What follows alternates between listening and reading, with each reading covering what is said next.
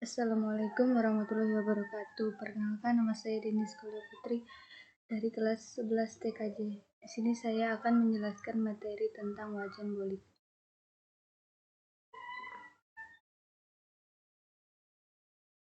Pengertian wajan bolik. Wajan bolik atau biasa disebut iguen adalah sebuah antena nirkabel yang terbuat dari wajan dan paralon. Fungsi wajan bolik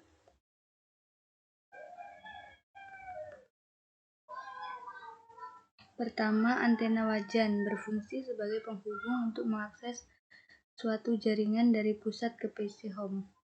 2. Dengan adanya sistem wireless LAN menggunakan antena wajan, kita bisa mengakses jaringan internet yang lebih cepat dan murah, bahkan bisa mengakses jaringan internet tanpa bayar atau internet gratis.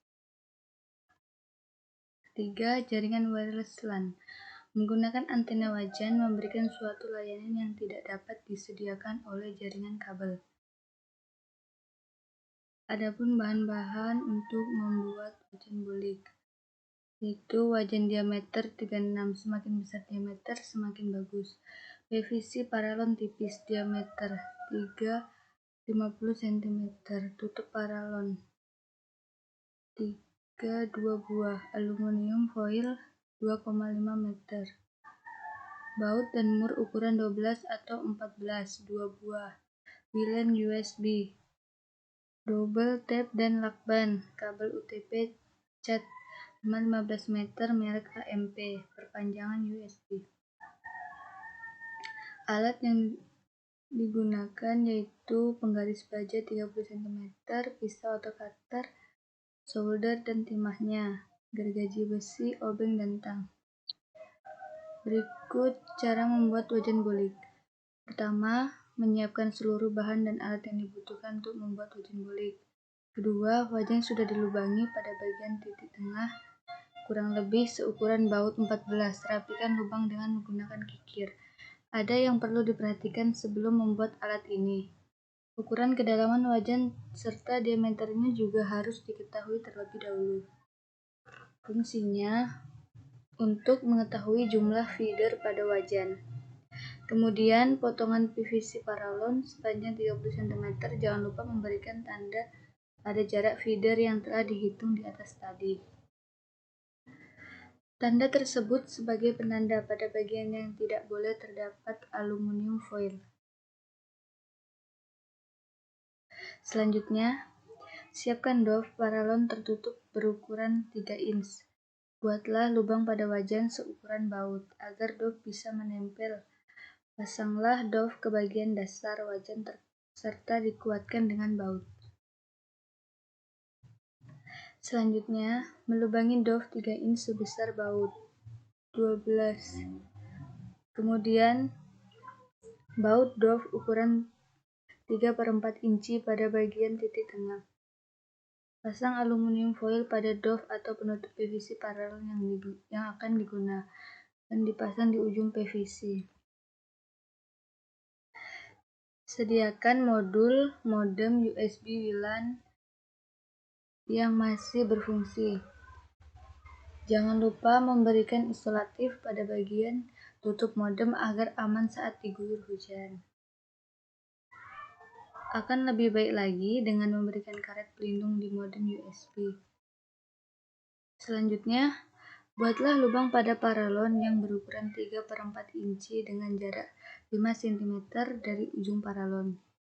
Fungsinya adalah untuk menempatkan modem. Agar lebih terlindungi, PVC paralon menggunakan aluminium foil. Bungkus seluruh bagian kecuali feeder. Buatlah lubang yang seukuran dengan USB. Modem dengan jarak 5 cm dari ujung PVC.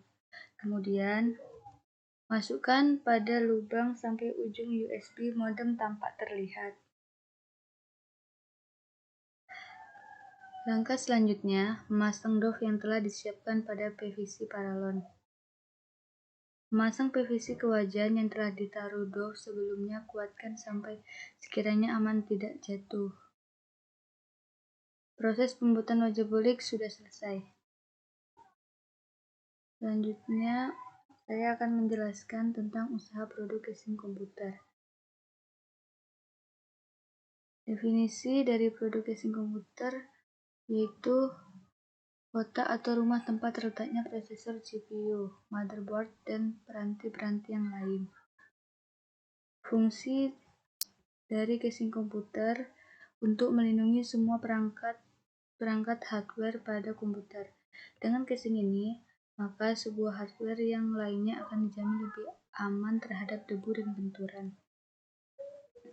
Jenis-jenis casing komputer. Pertama, casing desktop merupakan sebuah casing untuk komponen-komponen komputer yang berbentuk kotak. Casing ini memiliki ukuran lebih sekitar 35–40 cm dan memiliki panjang 55–60 cm. Kedua, casing ITX merupakan sebuah casing rancangan yang baru dengan sebuah desain yang lebih keren dan simpel. Casing tower. Ketiga, casing tower memiliki kapasitas sebuah ruangan yang lebih besar atau luas, serta suhu yang ada di dalamnya tidak cepat panas dan lebih mudah jika ingin menambah sebuah komponen-komponen komputer lainnya. Casing tower terbagi menjadi dua jenis, yaitu casing mini tower dan casing middle tower. Keempat, casing gaming biasanya memiliki suatu ukuran yang sangat besar dan luas, karena casing ini menyesuaikan dengan hardware yang akan digunakan untuk kebutuhan gaming dan editing.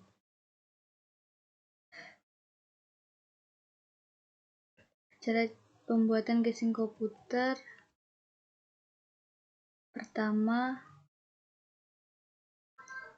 langkah pertama merupakan kayu diketam atau diserut. Kedua, setelah itu kayu disambung menggunakan lem kayu. Selanjutnya dipres menggunakan karet ban. 3. Setelah lem kering, buat mal dari kertas dan taruh di papan tersebut. Kemudian kayu diukir sesuai keinginan kita.